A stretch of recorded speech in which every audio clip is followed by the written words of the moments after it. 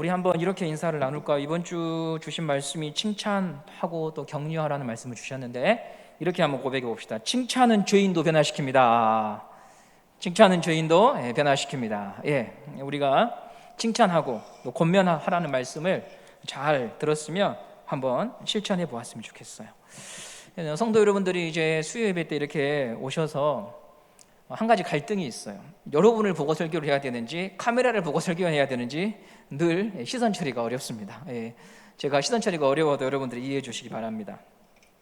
다윗이 계속된 도망자 생활을 하고 있어요. 그런데 24장과 25장을 기점으로 전세가 역전이 됩니다. 쫓는 자는 사울인데 사울이 더 불안하고 사울이 더 다급해요. 26장 본문을 보기 전에 우리가 24장, 25장의 내용을 잠시 되돌아보려고 하는데, 24장에서 용변이 급한 사울이 다윗이 숨어 있는 굴에 들어왔습니다. 누가 봐도 다윗을 위해 하나님께서 만들어 놓으신 무대예요. 늘 열세에 있던 다윗은 처음으로 우세한 가운데 있지요. 처음 잡은 기회였습니다. 사울은 항상 이스라엘 가운데의 용사들을 선발해서 그들을 데리고 다윗을 추격했어요. 3,000명씩 몰고 다녔습니다. 그런데 그런 사울이 지금 혼자예요. 무방비 상태예요. 다윗에게는 천금 같은 기회예요. 인생에는 약 3번의 기회가 온다고 이렇게 어르신들이 말씀하는데, 그 기회를 다윗이 거머쥐게 된 것이죠. 그러나 다윗은 사울을 놓아줍니다. 그 이유는 여러 차례 여러분들에게 말씀드렸는데요, 인생의 벼랑 끝에도 하나님이 재판장이심을 믿었다는 거죠. 인생의 벼랑 끝에 하나님이 재판장이심을 믿었던 거예요.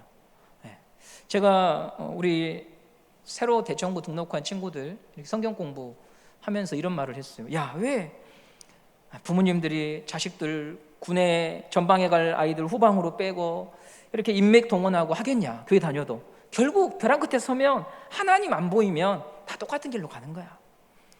인생의 벼랑 끝에 여호와 하나님이 재판장이심을 믿지 못하면 우리도 다 그런 길로 가는 거죠. 그러나 다윗이 지금 깨달은 것은 인생의 벼랑 끝에 하나님이 재판장이심을 믿었기 때문에 또 다시 자기에게 인생의 시간이 늦춰진 것 같았지만 그는 사울을 놓아줄 수 있었던 것입니다. 물론 다윗도 사람인지라 사울의 옷자락을 베요. 이 고통이 빨리 끝나기를 누구보다 바랬고, 사울이 죽어야 고난의 시간도 끝이 나니까 사울의 옷자락을 뱄습니다. 그러나 거기서 멈춰서서 모든 것을 하나님께 맡겨드려요. 믿음은 하나님을 신뢰하는 거죠. 교회는 내가 이만한 문제를 해결할 수 있는 실력이 있다고 하는 것을 보여주고 그런 사람을 리더로 세우는 게 아니에요. 교회가 추구하는 리더는 하나님이 해결하는 것을 기다리는 리더가 좋은 리더예요. 하나님이 해결해 줄 때까지 그것을 잠잠히 기다리고 바라보는 리더가 정말 예수의 마음과 심장을 가진 리더예요. 믿음이 없으면 사람이 초조하고 불안해요. 그러나 믿음이 있으면 반응하기보다 기다려요. 당장에 결판될 일이 아니고 하나님의 인도가 있음을 믿기 때문에 기다려요. 성경에 초조하고 불안함을 견디지 못해서 엉뚱한 선택을 했던 대표적인 예 가운데 하나가 출애굽기에 나타납니다. 모세가 40일 동안 호렙산 위에 올라가요. 하나님께서 율법의 말씀을 주시니까 그 말씀을 받기 위하여 거기에 머물러요. 그런데 산 밑에 있던 이스라엘 사람들은 야, 모세가 소식이 없다, 어떻게 되었나 보다 소란을 떱니다. 동요가 일어납니다. 불안과 의심과 염려에 사로잡혀요. 그래서 아론에게 찾아가서 아론을 겁박하고 우리를 인도한 신을 달라며 요구하자 아론이 금송아지를 만들지요. 불안과 초조가 밀려올 때는 문제를 해결하려고 하기보다 말을 삼가는 것이 좋고 판단을 멈추는 것이 좋아요. 그런 날에는 멈춰야 돼요. 다윗은 불안과 초조함 속에서 상황에 끌려가지 않고 하나님을 다시 기억해요. 하나님을 신뢰해요. 하나님께서 이 모든 일들을 정의롭게 판결해 주실 것을 믿으며 사울이 굴 밖으로 나아가는 뒷모습을 보고 그냥 가만히 서 있습니다. 그런데 우리가 지난주 보았던 것처럼 25장으로 넘어와서 전혀 다른 다윗을 만나죠. 나발을 향해 칼을 빼들고 뛰쳐나갑니다. 벽에 오줌 누는 놈 한 놈도 살려두지 않겠다 하고 400명을 이끌고 그가 나갑니다. 우리 안에 있는 이중성을 보는 거죠. 누군가를 향해서는 절제되고 인내하고 용서할 수 있지만 어떤 사람을 향해서는 또 쉽게 분노가 올라오는 나의 모습이 다윗을 통하여 보여지는 것입니다. 다윗은 리더라고 하는 부담감과 여러 사람의 생존을 책임져야 하므로 그가 하루하루 짊어진 삶의 무게가 정말 컸습니다. 우리 부모님들이 가지고 있는 무게가 그런 거 아닙니까? 자식을 어떻게든 먹여 살리고 건사해야 되고 하는 그 부담감, 당장 오늘 먹을 것을 구해야 하는 다윗, 그들에게는 약탈이 아니면 먹을 것을 구할 길이 없었어요. 그런데 기름 부음 받은 자로서 약탈보다는 나발의 양떼를 보호하고 합당한 비용을 받는 길을 그가 선택하죠. 아마도 이런 다윗의 선택을 보면서 어떤 사람들은요 반발했을 거예요. 지금 우리가 남의 처지를 생각할 때입니까? 당장 굶어 죽게 생겼는데 우리부터 살고 봐야 되지 않습니까? 빼앗아 옵시다. 그렇게 말한 사람들이요 반드시 있어요. 그럼에도 다윗은 그런 공동체를 설득해서 어떻게든 약탈하지 않고 나발의 재산을 잘 지켜주고 그리고 나발에게 도움을 요청했죠. 그러나 그런 다윗의 희생을 또 다윗의 요구를 나발이 무례한 태도로 거절하자 다윗은 화가 났던 거예요. 칼을 들고 400명의 장정들과 나발의 집을 치기 위해 거침없이 내달릴 때에 이 다윗을 막아선 사람이 있었으니 아비가일이었습니다. 나발의 아내 아비가일은 나귀에서 내려서 다윗에게 간곡히 호소해요. 하나님을 다시 기억하라. 하나님을 다시 기억하십시오. 사람의 믿음은 일정하지 않아요. 최근 우리가 지금 경험하는 날씨하고 좀 비슷합니다. 지난주에는 봄날이었는데요, 이번 주부터는 크리스마스 주간이 다시 된 것 같아요. 변화가 참 심합니다. 우리의 믿음이 그래요. 그래서 사람은 누군가의 도움이 필요해요. 믿음이 냉랭할 때 따뜻한 온기로 녹여줄 사람이 필요해요. 믿음이 냉랭한데 더 차갑게 만드는 사람을 만나면 낭패지요. 하나님이 저와 여러분을 공동체로 부르신 이유는 홀로 설 수 없음을 아시고 이 사람 저 사람 붙여주셔서 함께 가도록 하신 거예요. 코로나 이후로 신학자들은 교회에 출입하지 않고 혼자 신앙생활 하는 성도들이 늘어날 것이라고 거의 대부분 예측해요. 그러나 한 가지 변하지 않는 사실은 사람은 절대 홀로 설 수 없어요. 자기 믿음을 제대로 볼 수 없어요. 누군가의 도움이 필요해요. 믿음의 교제는 한 사람이 바른 신앙을 세워감에 있어서 빠질 수 없는 요소입니다. 다윗은 아비가일의 말을 듣고 하나님을 놓쳐버린 자기를 발견합니다. 아비가일을 통해 냉랭한 그의 마음에 믿음의 불씨가 다시 타올라요. 흐트러진 초점을 다시 잡아요. 말씀이 들리면 꺼진 불씨가 살아나는 거죠. 오늘 예배드리는 우리 은성교회 성도들에게 이런 하나님의 일들이 일어나길 바라는 거죠. 말씀이 들리면 꺼진 불씨가 살아납니다. 반드시 그래요. 왜냐하면 설교자는 미약해도 하나님의 말씀은 살아있고 운동력이 있어서 혼과 영과 관절과 골수를 찔러 쪼개는 능력의 말씀이니까 그런 것이죠. 하나님의 성령이 지금도 살아있어서 우리의 심령을 변화시키기 때문에 그런 것이죠. 다윗은 나발을 향해 거두었던 칼을 거두고 말 고삐를 돌려서 자기가 원래 머물던 거주지로 돌아가요. 그리고 얼마 지나지 않아 한 가지 소식이 들려오는데요, 25장 39절 말씀을 함께 보겠습니다. 사무엘상 25장 39절입니다. 한번 읽어보겠습니다. 시작. 나발이 죽었다 함을 다윗이 듣고 이르되 나발에게 당한 나의 모욕을 갚아주사 종으로 악한 일을 하지 않게 하신 여호와를 찬송할지로다. 여호와께서 나발의 악행을 그의 머리에 돌리셨도다 하니라. 다윗이 아비가일을 자기 아내로 삼으려고 사람을 보내어 그에게 말하라 하매. 신기한 일이 일어났어요. 멀쩡한 나발이 죽었어요. 부자 나발이 죽었어요. 나발을 수식하는 단어가 25장 2절에 보시면, 사무엘상 25장 2절에 보시면 나발을 마온의 한 사람이 있는데 그의 생업이 갈멜에 있고 심이 부하여라고 되어 있습니다. 그를 소개할 때 따라 붙는 단어가요, 부자예요, 부자. 나발을 소개할 때 부자라는 단어가 옆에 붙는 것은요, 이런 걸 말해요. 돈 빼면 아무것도 없는 사람. 사람을 정의할 때 재물로 정의가 되는 사람이 나발이죠. 재물이 그의 인격을 앞서고 있어요. 그는 재물을 위해 사는 사람이었습니다. 이런 표현이 신화에게도 한 명 등장해요. 삭개오라 이름하는 사람이 있으니 그는 부자요 세리장이더라. 예. 재물로 정의가 되는 사람, 돈이면 뭐든지 하는 사람, 그가 바로 삭개오였어요. 돈을 위해 살았던 나발, 그가 하루아침에 숨을 거둡니다. 그 많은 재산을 남겨놓고 급작스럽게 사망합니다. 사람들은 그의 죽음을 돌연사라고 표현하지만 성경은 그렇게 말하지 않아요. 사무엘상 25장 38절 말씀 함께 보도록 하겠습니다. 사무엘상 25장 38절 말씀입니다. 우리 한번 읽어볼까요? 시작. 한 열흘 후에 여호와께서 나발을 치심에 그가 죽으니라. 왜 죽었습니까? 하나님이 나발을 치셨어요. 그러자 하루아침에 저 세상 사람이 됩니다. 다윗이 이 소식을 듣고 깜짝 놀랍니다. 여호와를 찬송하리로다. 여호와께서 나발의 악행을 그의 머리에 돌리셨다라고 말하면서 다윗이요, 이 죽음 앞에서 뭔가 큰 깨달음을 얻어요. 깨달음을 얻어요. 어떤 깨달음이냐? 정말로 하나님께서 산자와 죽은 자 사이에 계신 재판장이라고 하는 것을 실제로 경험하게 되는 거죠. 실제로 보게 된 거예요. 그리고 이런 감격을 통해서 신앙이 점점 자라는 거예요. 저는 오늘 설교의 주제가 빈익빈 부익부라고 잡아봤어요.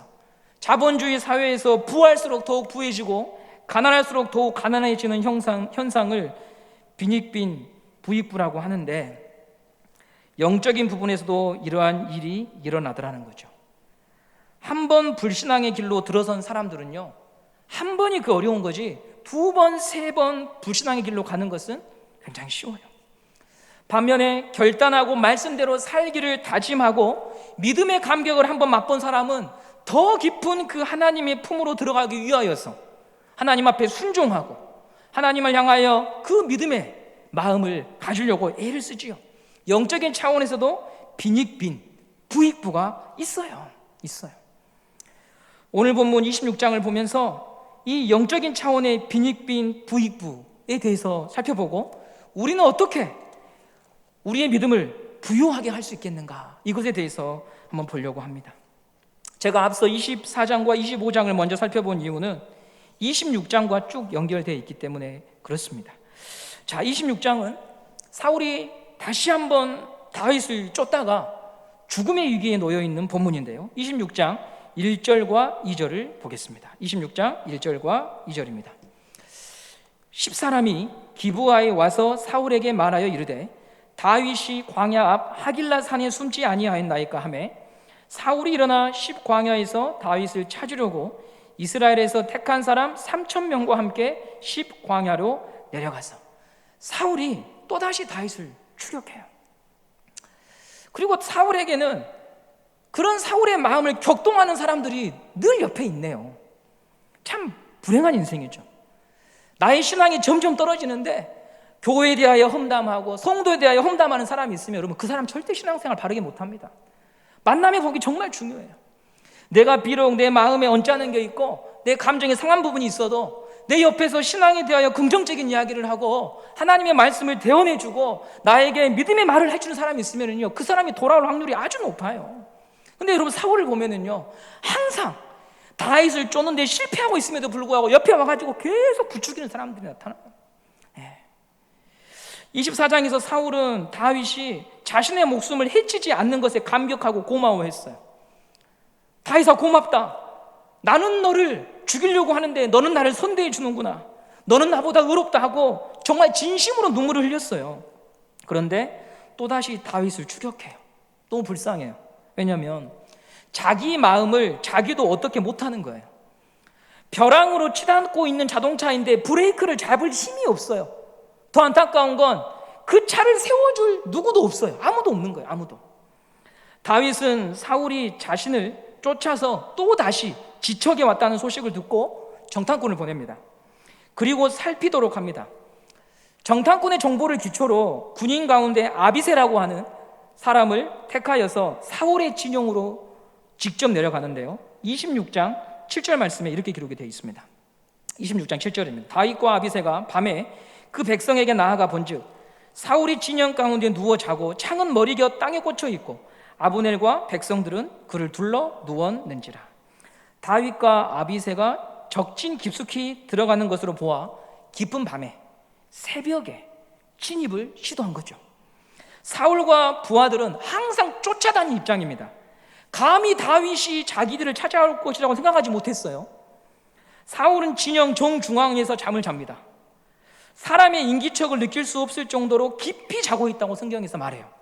한 가지 생각해 볼 수 있는 것은 제가 사울의 입장이 되면 절대 잠 못 잡니다. 사울은 정서적으로 대단히 불안한 가운데 있어요. 삶과 죽음의 경계를 넘나들고 있어요. 다윗은 살아있지요. 블레셋은 여전히 강성하지요. 문제는 늘어나지요. 그 다음에 이스라엘 백성 가운데에 다윗의 공동체로 넘어가는 사람들은 계속 나타나지요. 이런 상태가 되면 불면으로 잠을 이룰 수가 없어요. 잠이 들어도 설잠을 자고 조그만 소리에도 깨버리게 되죠. 근데 오늘 본문을 보면 사울이 깊은 잠을 잡니다. 어떻게 그럴 수 있을까? 26장 12절에 이렇게 기록하고 있습니다. 우리 26장 12절 말씀 함께 보겠습니다. 시작. 다윗이 사울의 머리 곁에서 창과 물병을 가지고 떠나가되 아무도 보거나 눈치채지 못하고 깨어있는 사람도 없었으니 이는 여호와께서 그들을 깊이 잠들게 하셨으므로 그들이 다 잠들어 있었기 때문이었더라.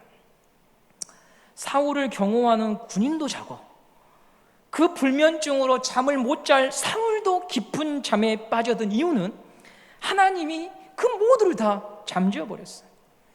그렇다면 이 장면은요, 하나님께서 사울을 다윗에게 넘긴 거예요. 너가 원하는 대로 해봐. 하나님이 사울의 목숨을 다윗에게 맡긴 거예요. 24장의 사건처럼 우연이 아니라 하나님이 만들어 놓으신 무대예요. 그래서 함께 있던 아비새는 다윗, 하나님이 주신 기회를 놓치지 말고 사울을 죽이자 이렇게 말해요. 24장에서 사울을 죽일 수 있는 기회를 다윗이 거절하잖아요. 그러니까 아비새는 뭐라고 말하냐면 다윗에게 죽이라고 말하지 않고 제가 죽일게요. 제가 한 번에 죽일게요. 이렇게 말을 해요. 왜? 다윗한테 말을 하면 다윗이 또 안 할 테니까 내가 죽이겠다고 아비새가 나서요. 다윗 입장에서 얼마나 좋은 기회예요. 내 손에 피 안 묻히고 내가 싫어하는 사람을 없앨 수 있는 거예요. 내 손에 피 안 묻혀도 내가 꼴 보기 싫은 사람 쫓아낼 수 있는 거예요. 해칠 수 있는 거예요. 하나님이 주신 기회잖아요. 다윗이 조작하거나 인위적으로 만들어 놓은 상황이 아니잖아요. 정말 좋은 기회 아닙니까? 사울을 죽여야 되는 명분은 더욱 확실해져 있고 사울을 죽이겠다고 하는 사람도 옆에 있으니까 너무 좋은 기회잖아요. 그러나 여러분, 이것도 죄라는 거죠. 방관하는 것도 죄예요. 하나님이 이런 거 싫어하셔요. 다윗은 또다시 사울 죽이는 것을 금해요. 26장 9절입니다. 26장 9절에 이렇게 말합니다. 다윗이 아비새에게 이르되 죽이지 말라. 누구든지 손을 들어 여호와의 기름 부음 받은 자를 치면 죄가 없겠느냐 하고. 죄예요. 다윗은 아비새의 요청을 거절합니다. 멈춰, 하지 말라고 말합니다. 사울에게 손을 대지 말라고 합니다. 왜일까요? 다윗은 보았습니다. 뭘 보았냐면 25장의 사건을 경험했어요. 나발의 죽음. 자기를 모욕하고 수치를 안겨준 나발이 어떻게 죽는가를 봤어요. 친히 자기 손에 피를 묻힐 수 있었지만 아비가일의 말을 듣고 심판을 하나님께 맡겼을 때 하나님이 얼마 지나지 않아 나발을 치시는 것을 다윗이 진짜 본 거죠. 그래서 다윗은 사울의 문제를 하나님께 맡기는 것이 가장 정확하다고 하는 확신을 갖고 오늘 26장에서도 단호하게 죽일 것을 거절한 거예요. 자, 다윗의 믿음이요 점점 단단해져 갑니다. 24장에서는 옷자락이라도 베면서 상한 감정과 분노를 조금이나마 표시하지만 26장에 와서는요 단호하게 하나님이 그를 판단하시고 심판하신다. 놔둬라. 단호하게 하나님께 결론을 맡겨드리죠. 그의 믿음이 자라나고 있어요. 24장, 25장, 26장으로 오면서 하나님의 인도, 하나님의 판결을 그냥 지식이 아니라 실제로 믿고 기다리는 사람이 되는 거예요. 믿음이 점점 부요해져요. 사울의 영혼은 궁핍해져 가는데 다윗의 믿음은 여물어 가요. 이처럼 부요해지는 다윗의 믿음에는 한 가지 원리가 있었습니다. 그것이 오늘 여러분과 나누고 싶은 마지막 내용이에요. 영적인 차원의 빈익빈 부익부가 있는데 어떻게 다윗은 24장, 25장, 26장 어떻게 그의 믿음은 자라갈 수 있었을까? 그 원리는 하나님께서 말씀하실 때 한 번의 순종을 하는 거예요. 한 번의 순종. 그 한 번이 두 번이 되고 세 번이 되는 거죠. 현대인의 마음을 사로잡는 것 중에 하나가요, 육체예요. 예전에는 등산이나 새벽에 뛰고 걷는 것밖에 없었지만 지금 우리는 육체를 가꾸기 위해서 요가, 헬스, 필라테스, 천장에서 바닥으로 봉이 연결되어 있는 그 봉을 타고 다니는 폴댄스부터 해서 여러분 여러 가지 운동이 있어요. 운동이 내 몸에 적응이 되려면 시간이 필요하고 훈련이 필요하듯 근육이 붙어야 되듯 믿음의 세계도 영적인 근육이 붙어야 되는데 근육은 쓸수록 근육이 붙듯이 작은 순종을 연습할 때 믿음이 부요해진다는 거죠. 이번 주에 주신 말씀이 칭찬과 격려였어요. 그 칭찬과 격려를 통하여서 그 사람 안에 있는 반석을, 바위를 끄집어내라 말씀해 주셨어요. 칭찬과 격려가 사람의 마음을 바꿀 수 있다고 하셨어요. 하나님께서 이 말씀을 우리에게 주셨다면 우리는 이 말씀을 내 자신에게 적용해야 됩니다. 잘못된 적용은 이런 겁니다. 잘못된 적용은 칭찬과 격려를 안 하는 다른 사람한테 빗대어서 꼬집고, 그건 잘못된 적용이에요. 지금 하나님이 나한테 이 말씀을 주신 것은 나한테 적용하라고 하는 거예요. 너는 칭찬과 격려를 하는 사람이냐, 아니면 너희 가정을 향해서, 동역자를 향해서 평가와 지시를 하는 사람이냐, 최근에 이 말씀과 반대되는 태도를 가진 적은 없느냐, 돌아보라고 하나님이 나한테 주신 말씀이지, 하나님 앞에서 단독자로 나와 하나님이 서 있는데 계속 다른 사람을 물고 들어와서 다른 사람한테 적용하는 것은요, 아무런 은혜가 안 되고 오히려 독이 되는 거죠. 왜요? 그 사람을 지금 정죄하는 거거든요. 그 사람을 판단하는 거거든요. 나에게 적용하라는 거예요. 나는 칭찬과 격려가 많은 사람인지, 아니면 지시하고 평가하고 정죄하는 사람인지, 하나님이 오늘 나에게 주신 말씀이에요. 그 말씀을 토대로 회개의 제목을 찾고 적용할 부분들을 확인하고, 똑같은 상황에 처했을 때 그때는 내가 다윗처럼 말씀을 기억하고 칭찬으로 격려로 한 사람을 세워주는 자리로 가면 영적인 근육이 붙는다 이 말이죠. 순종에만 근육이 붙는 건 아니죠. 불순종도 근육이 붙어요. 불순종도 습관이고요, 그 습관은 인격이 돼요. 하나님이 주신 말씀 안에서 은혜를 공급받고 하나님의 뜻을 맛보는 사람들은 더 높은 차원으로 올라가는데, 말씀을 적용하기보다 고집부리고 계속된 불순종으로 일관하면 그의 영혼은 거칠고 메마르고 궁핍하고 곤란해지는 상황 속에 계속 처할 수밖에 없죠. 순종도 훈련이고 불순종도 훈련이에요. 오늘 예배를 드리면서 갖는 소원은 하나님이 주신 말씀, 그 작은 말씀을 작은 순종으로 지금 실천하자는 거죠. 하나님이 나에게 말씀을 주시면 작은 순종을 통해 믿음이 부요해지는 길로 가자는 거죠. 순종과 불순종의 양 갈래의 길은 누가 나를 떠밀어서 그 길 가는 거 아니에요. 내가 의지로 결정한 거예요. 내가 선택했던 거예요. 내가 선택하는 거예요. 오늘 26장 25절 말씀을 보겠습니다. 26장 25절 함께 읽어볼까요? 시작. 사울이 다윗에게 이르되 내 아들 다윗아, 너에게 복이 있을지로다. 너가 큰 일을 행하겠고 반드시 승리를 얻으리라 하니라. 여기서 중요합니다. 다윗은 자기 길로 가고 사울은 자기 곳으로 돌아가는 거예요. 누가 밀어낸 거예요? 아니요, 자기가 가는 거예요. 자기가 똑같은 상황 속에서 자기가 선택하는 거예요. 다윗은 사울을 살려주었습니다. 그리고 사울은 사울의 길로, 다윗은 다윗의 길로 갑니다. 두 길은 만날 수 없는 길이에요. 두 길은 다른 길이에요. 하나님이 재판장이심을 믿고 순종하며 가는 길과 자기를 끝까지 고집하며 불순종으로 가는 길은 전혀 다른 길이에요. 자기가 선택하는 거예요. 처음에는 두 길이 큰 차이가 없어 보였어요. 같이 가는 것처럼 보였어요. 그러나 결국 시간이 가다 보면 전혀 다른 방향으로 걸어가는 것을 보게 될 것이에요. 그건 자기가 결정한 일이에요. 우리가 오늘 예배 속에서 바른 결정을 내리면 믿음이 부유한 길로 갈 수가 있는 것이죠. 오늘 우리 모두가 다 이 사울의 길이 아니라 힘들고 고단해도 말씀 앞에 작은 순종으로 가는, 믿음이 부유해지는 길을 걸어가는 하나님의 사람들 되시기를 간절히 바랍니다. 많은 말씀이 필요한 게 아니라 하나님이 우리에게 주신 그 말씀, 작은 거 그 하나를 지금 실천하고 연습하는 사람이 되기를 바라요. 지금 사울에게 순종은 대단히 어렵습니다. 왜냐하면 그것이 인격이 되었거든요. 그러나 우리가 오늘 하나님 앞에서 순종의 근육을 만들면 우리 삶은 달라질 수 있습니다. 선포된 말씀을 듣고 작은 것부터 실천하는 하나님의 사람들이 되시기를 바랍니다. 마지막으로 들은 바 말씀을 가지고 내 안과 밖을 각을 떠내는 예배의 시간이 되어야 합니다. 구약에서 제사를 지낼 때 양과 소를 잡아서 하나님께 태워드리잖아요. 이때 죽이는 것으로 끝나지 않고요, 가죽을 벗기고 각을 떠요. 각은 마디마디를 다 쳐내는 걸 말하는 거거든요. 내장을 다 떼어내고 씻고 기름 덩어리를 잘라내는 복잡한 의식이 있어요.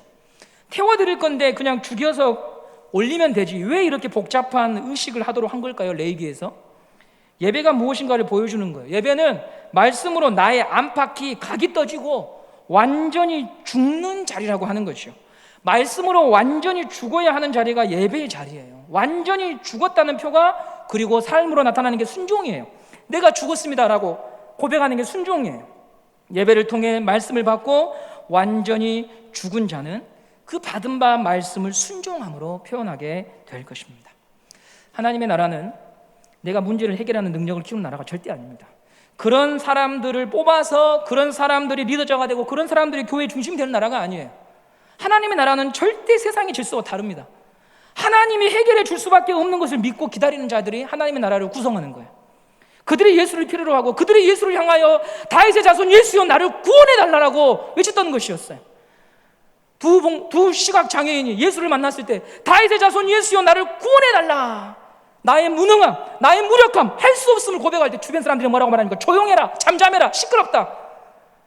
다윗의 자손 예수여 하고 더 크게 소리 지르며 당신이 아니면 나는 어떻게 이 인생을 헤쳐나갈 수 없습니다 고백했던 사람들이 구원받았어요. 구원받은 거예요. 왜 예수님을 향하여 부르짖지 않을까요? 고만고만 살만하거든요. 고만고만 살만해요. 저는 수요 예배 때마다 항상 우리 성도들 한두 명씩 통화를 하고 올라옵니다. 병원에 계신 분들, 성경청 장로님 투석 받아서 좀 회복하셔서 일반실에 계십니다. 김중민 장로님의 손자 송주, 지금은 재활치료보다는 집에서 가정예배 드리면서 회복을 하나님 앞에 구하고 있습니다. 대청부의 보고아비가 24일에 수술이 있습니다. 하연자매의 오라버니가 암 투병 가운데 지금 굉장히 고통스러운 가운데 있습니다. 우주의 성도님이 위암 수술로 이제 많이 회복한 가운데 있고 최은영 집사님께서도 회복하는 가운데 있습니다. 여러분, 내가 이 입장이 되어보면 하나님 앞에 어떻게 나아가겠습니까? 하나님 앞에 어떻게, 내가 이분의 아들이고 내가 이분이 나의 남편이고 아내라면 하나님 앞에 어떻게 나아가겠습니까? 하나님, 당신이 아니고는 나는 소망이 없습니다. 저를 좀 불쌍히 여겨주십시오. 거들먹거리며 예배할 수 있을까요? 하나님이 도와주시든지 말든지 할 수 있을까요? 절대 그럴 수 없어요. 살만하니까 하나님 의지 못하는 거죠. 정말 내가 죽을 것 같은 상황 가운데 인생에 변할 것도 있다고 하는 것을 영적인 실제로 본다면, 지옥이 내 앞에 있고 우리 가정의 자녀들이 지옥이 내 앞에 있고 내 남편이 지옥이 앞에 있다고 하는 걸 본다면 하나님을 향하여서 애통해하는 마음을 가지고 주 앞에 설 수밖에 없는 거예요. 믿지 않으니까 이 땅에서 땅 한 평 없어지는 것에 대해서는 아파하지만 하나님 나라에서 나의 기업이 있는가, 하나님 나라에서 나의 상급이 있는가에 대해서 관심 갖지 않는 거예요. 믿으면 달라요. 믿으면 다른 길을 가게 되고요, 다른 말을 하게 되고 다른 선택을 할 수밖에 없습니다. 오늘 여러분에게 진실된 그 믿음이 있기를 바라는 거예요. 하나님의 말씀이 정말 옳고 나도 언젠가 하나님 앞에 서게 될 것이고 나도 언젠가 죽음을 맞게 될 것이고 내 장례식장에서 사람들이, 나의 교우들이 나의 장례를 집도하는 목회자가 나를 더듬으면서 나의 인생을 평가할 때 재물로 규정이 되고 세상 자랑으로 규정이 된다면 목회자가 예배 인도하면서 엄청 괴로워할 것입니다. 나쁜 말을 할 수 없으니까 어떻게라도 포장해서 말은 해야 되는데 사실 믿음의 어떤 분량도 없기 때문에 예배하는데 굉장히 힘들 거예요. 그런 인생은 하나님 원하시는 인생이 아니죠. 믿음으로 규정할 수 있는 인생, 믿음으로 살았노라고 말할 수 있는 인생, 작은 거이라도 순종하며 작은 거이라도 하나님 앞에 엎드렸던 그런 인생이 하나님 나라의 보배이고 하나님 나라의 반석인 줄 믿습니다. 오늘 우리가 그런 믿음을 갖기를 갈망하며 하나님 앞에 예배하는 우리 모든 성도가 되시기를 간절히 바랍니다.